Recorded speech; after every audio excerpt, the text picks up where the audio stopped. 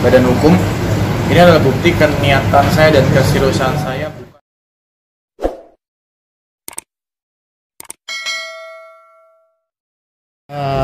Kominfo ke mana lagi lembaga-lembaga negara itu gimana Pak? Baik, hari ini saya mendampingi klien saya, Bang Rofi, dengan tim sejumlah tim kuasa mendatangi kantor Kementerian Komunikasi, Telekomunikasi dan Informatika ya, Kemenkominfo Republik Indonesia. Kita membawa surat, mengajukan bersurat ya, surat pengaduan ke Kemenkominfo bahwa ada beberapa hal yang memang kita bawa tadi di kementerian, bahwa kita ini mendesak pihak Kementerian Kominfo untuk melakukan mengambil tindakan tegas untuk segera turun tangan juga dengan melakukan teguran-teguran ke media sosial terkait adanya aksi mandi lumpur yang diduga itu sebagai pengemis online dan eksploitasi terhadap orang tua dan anak-anak juga. Baru-baru ini kejadian, kita juga sudah, ini sebenarnya aksi ini adalah tindakan lanjutan dari kita laporan kita yang ada di Polda Metro Jaya. Nah, dari sini kita sudah membawa juga ke Kementerian PPA, Kemensos dan segala macam untuk segera mengambil sikap supaya melakukan teguran dan membuat regulasi baru atau melakukan perubahan terhadap regulasi dan terhadap undang-undang ITE, karena pengemis online itu kan merupakan hal yang baru yang tidak bisa dijerat oleh undang-undang ITE. Nah, di KUHP pun itu tidak bisa, mungkin kemungkinan besar itu sangat kita juga minim lah ya harapan kami untuk penindakan yang dilakukan terhadap KUHP yang pasal 504 yang mengemis di muka umum. Karena ini yang dibuatnya lewat media sosial ya, lewat aplikasi yang namanya, banyak aplikasinya, diantaranya salah satunya TikTok yang sekarang lagi booming ya.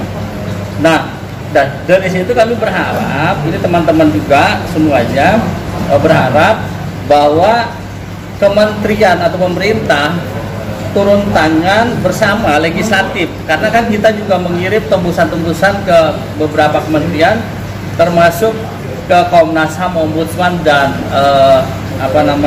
DPR RI. Nah, kemungkinan besar kita meminta bahwa Kementerian Kominfo agar membuat atau melakukan perubahan terhadap Undang-Undang ITE nomor 19 tahun 2016. Nah, Undang-Undang ITE itu supaya aksi-aksi yang diduga mengeksploitasi orang tua, eksploitasi anak itu bisa dijerat dengan undang-undang tersebut. Baik, ini Pak. Oke, dengan Pak Lebih. Ya, Pi, gimana Pi? Ini datang ke kementerian atau lembaga tadi itu? Oke, teman-teman, ini menyikapi laporan pertama saya bersama partner saya di badan hukum. Ini adalah bukti keniatan saya dan keseriusan saya bukan untuk panjat sosial, tapi untuk mencerdaskan bangsa dan memotong tali pengemis online. Di mana banyak yang mungkin menganggap ini adalah mencari panggung, pansos ataupun apapun. Tidak, saya jawab ini tidak. Saya akan menindak tegas dan mengusut tuntas bagaimana ini bisa dicegah dan dipotong tidak terulang lagi. Berdasarkan laporan yang saya sudah buat tanggal 21 di Polda Metro Jaya, mendapatkan respon positif, bahkan sampai ke Mabes Polri, Kabar Reskrim menyatakan bahwa anggota Polri segera menyikapi laporan pengemis online yang lagi marak.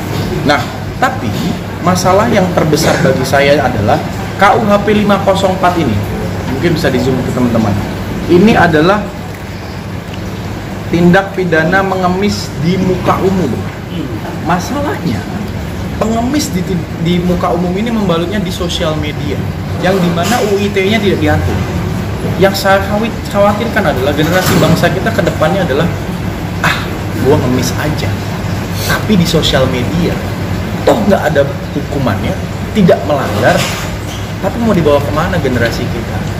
Ini memang sangat besar potensinya kalau secara ekonomi, tapi besar juga kerugian negara kita bahwa kita akan dicap sebagai negara pemalas dan pengemis yang dibalut dengan konten kreatif dengan cara mengemis online. Nah, sebenarnya ini adalah percepatan dari kejadian yang dulu. Kalau mungkin teman-teman pernah tahu viralnya pengemis online ini lewat direct message. Dia menjual kata iba dengan cara menunjukkan anaknya sedang sakit, anaknya butuh popok dan lain lewat direct message. Mohon bantuannya. Pernah nggak sih kalian ngalamin itu? Kalau saya berkali-kali di DM seperti itu. Bahkan banyak influencer, artis atau figur tokoh yang mengeluh kesah, kenapa banyak DM yang meminta-minta. Nah, sekarang naik versi nih ke mandi lumpur dengan sistem kalau lu kasih gua satu bunga, gua akan guyur atau guyur dia atau guyur orang lain. Yang dikhawatirkan ini nanti jadi ajang eksploitasi karena medianya tidak cuma di lingkup sini tapi se-Indonesia bahkan ke mancanegara. Nah, ternyata muncul lagi dengan cara bukan mandi lumpur, dengan cara anak kecil diberikan susu dan kopi, bahkan mendapatkan atensi publik sampai ke presiden kita. Pak Jokowi ada satu pidato menyatakan bahwa dia miris melihat ini. Anak kecil dikasih susu, kalau bisa dikasih satu gift, dikasih minum. Nah, itu yang dikhawatirkan. Nanti banyak orang-orang oknum yang memanfaatkan anak kecil, orang tua diculik lah atau di apa, terus di live streamingin. Sebenarnya ini kan konsepnya dark web. Pernah tahu konsep dark web? Saya pernah mendengar sebuah cerita bahwa ada penyiksaan di satu dark web. Kalau lu kasih $1, gua akan pecut nih orang. Kalau lu kasih $1.000, gua akan potong tangan orang. Kalau lu kasih $1 juta, gua akan cabut giginya.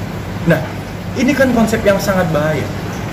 Sedangkan jangan sampai terjadi di Indonesia karena undang-undangnya kita nggak ada yang masuk ke media elektronik itu. Saya mendukung dan saya pasang badan bahwa generasi kita harus diselamatkan dari perlindungan undang-undang ini. Kalau UITE tidak direvisi, pengemis online, dark web bisa masuk dan itu tereksploitasi. Bahayanya sampai di situ. Saya bilang ini bukan pansos, tapi saya merelakan diri saya, waktu saya, tenaga saya, konsen saya untuk kebangkitan bangsa kita di era sosial media. Bang, nggak coba ngajuin JR bang, judicial review bang, ke MK? Yap. Sebenarnya begini, kalau kita melakukan judicial review itu kan, undang-undang kan memang udah ada undang-undang. Tapi karena ini ranahnya Kementerian Kominfo, maka kami minta ke Kominfo untuk melakukan tindakan seperti menegur pihak aplikator yang menyediakan aplikasi-aplikasi itu, platformnya itu, untuk memblokir juga bisa, kan gitu ya. Paling tidak seperti itu. Ya, dan ini tidak boleh juga terjadi berlarut-larut. Kalau kita judicial review, prosesnya mungkin agak panjang menurut kami. Tapi kalau dengan adanya reaksi pemerintah yang saat ini, apalagi dari pihak kepolisian juga sudah turun tangan, maka disinilah peluangnya kita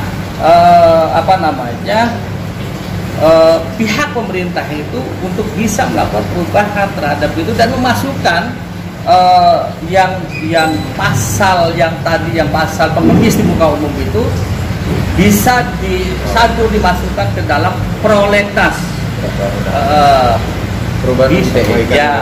Bisa melakukan perubahan terhadap undang-undang tersebut, dan supaya juga ada efek jerah, karena untuk KUHP-nya sendiri itu sangat ringan sekali.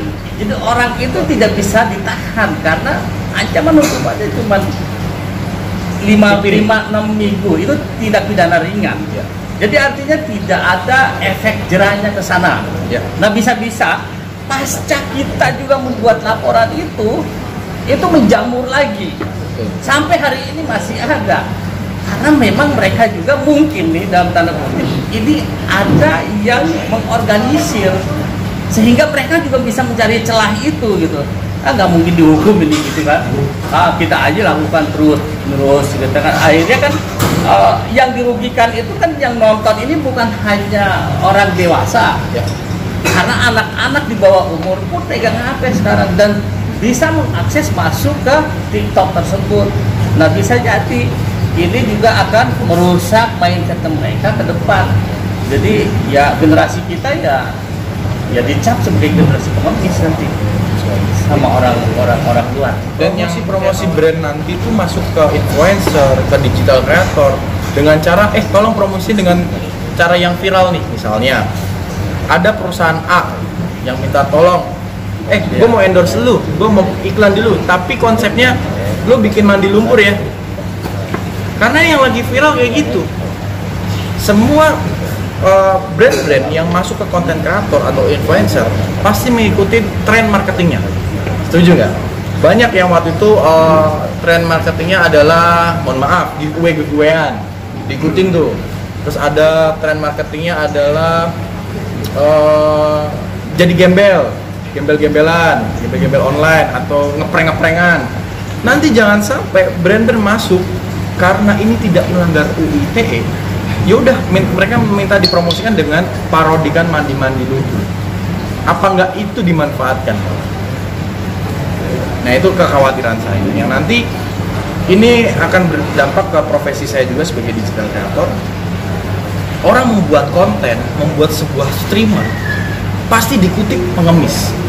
Karena oknum-oknum tadi yang jelas mengemis. Ada juga nih contoh, gua seorang reviewers gadget, live streaming. Oke, jadi gadget ini warnanya ini kelebihannya ini, ada seweran masuk. Dia tidak mengharapkan itu, tapi dibilang gue sebagai konten kreator yang mereview ini karena image-nya sudah tadi pengemis online, nanti bisa didampak. Wah bang, lagi mau ngemis ya berbalut nge-review HP. Karena disalahgunakan yang tadi. Terus yang saya sangat khawatirkan lagi adalah jadi sarana eksploitasi iba, eksploitasi orang tua, eksploitasi kemiskinan, eksploitasi anak kecil demi gift dan koin. Karena UITE-nya nggak ada. Saya minta sekali lagi, saya tekankan bahwa DPR harus merevisi UITE, memasukkan pengemis online terdapat di KUHP 504 versi UITE. Karena UITE hanya perjudian, pornografi, asusila, penipuan, transaksi yang bersifat online.